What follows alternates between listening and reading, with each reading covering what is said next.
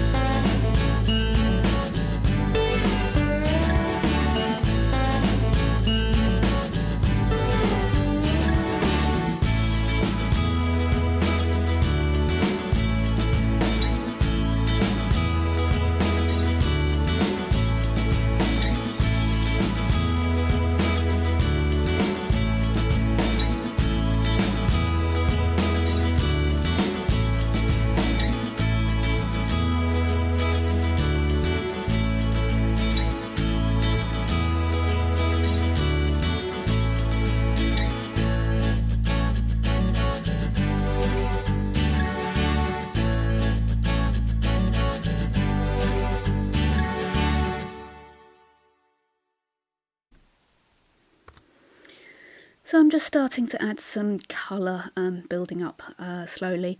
Ragmar is not the first Minotaur I came up with, and not all of my Minotaurs are based on Highland cows. In fact, the first one I came up with was actually based on a British Longhorn bull. I'll pop a little picture in the corner if you're not sure what those look like. Yeah, so Ragmar is obviously a Highland cow. I first described him as having a gold ring in his nose and several gold rings in each ear. But when I started actually trying to draw him, I realised that Highland cows have very shaggy ears because they obviously have a lot of hair. And I wasn't sure how well that would show up amongst all that fluff.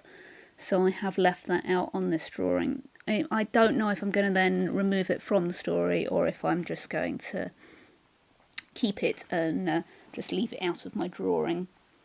But there we go. For ages, Ragmar didn't even have a name either. It took me the longest time to come up with a name for him. The first draft of my story did have just Minotaur Leader in brackets for quite a long way through. But I'm glad I did find a name for him eventually, and I do think it suits him. He is also the character I probably spend the most time talking to in my head, surprisingly. Yeah, he came quite late to the party, but he seems to have settled himself right at home in my head. I don't know what else to tell you about him, really, because a lot of what I could tell you does go into spoiler territory. But yeah, this is what my Minotaurs look like. I'm not 100% sure that the colour I am using for his torso is accurate. I may end up changing it at a later date when I come back to rework the story. I'm just having difficulty finding out what colour skin cows have, because if you try and search for that on the internet, it just tells you where to buy cowhide. But yeah.